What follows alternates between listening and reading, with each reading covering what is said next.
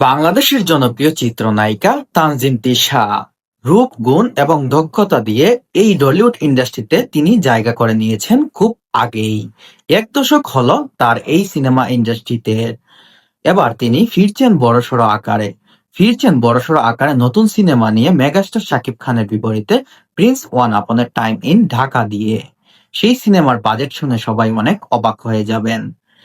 ২০ কোটি টাকা বাজেট নিয়ে প্রিন্স ওয়ান আপন এ টাইমের প্রধান নায়িকা হিসেবে থাকছেন তানজিম তিশা। সেখানে তার বিপরীতে দেখা যাবে অনেক নায়িকাকে।